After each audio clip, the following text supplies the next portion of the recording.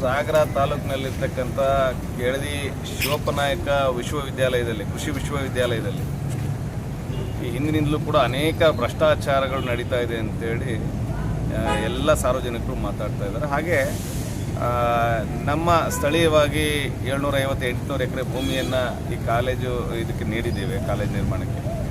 ಅಂಥದ್ರಲ್ಲಿ ಇವತ್ತು ಔಟ್ಸೋರ್ಸಲ್ಲಿ ನೇಮಕ ಮಾಡ್ಕೊಳ್ತಾ ಇರ್ತಕ್ಕಂಥ ಉದ್ಯೋಗಿಗಳನ್ನ ಹೊರ ಜಿಲ್ಲೆ, ಹೊರ ರಾಜ್ಯದವ್ರನ್ನ ನೇಮಕ ಮಾಡ್ಕೊಳ್ತಾ ಇದ್ದಾರೆ ಅಂತೇಳಿ ಭಾಳ ದೂರ. ನಮ್ಮ ಸ್ಥಳೀಯರಿಗೆ ಉದ್ಯೋಗ ಇಲ್ಲ ಅಂತ, ಸ್ಥಳೀಯರು ಉದ್ಯೋಗ ಅರಸಿ ಹೋದರೆ ಯಾರಿಗೂ ಕೂಡ ಸ್ಪಂದನೆ ಸಿಗ್ತಾ ಇಲ್ಲ. ಹಾಗೆ ಅಲ್ಲಿ ಉದ್ಯೋಗ ನಡೆಸ್ತಾ ಇರ್ತಕ್ಕಂಥ ಉದ್ಯೋಗಿಗಳಿಗೂ ಕೂಡ ಸರ್ಕಾರದ ಕನಿಷ್ಠ ಕೂಲಿ ಆ ಮಾನದಂಡದಲ್ಲಿ, ಆ ವೇತನದ ಮಾನದಂಡದಲ್ಲಿ ಅವರಿಗೆ ಸಿಗ್ತಾ ಇಲ್ಲ. ಕೇವಲ 10,000 12,000 ಹಣವನ್ನು ಕೊಟ್ಟು ಉಳಿದಿದ್ದನ್ನು ಮೋಸ ಮಾಡ್ತಾ ಇದ್ದಾರೆ ಅಂಥೇಳಿ ದೂರುಗಳು ಬರ್ತಾ ಇದೆ.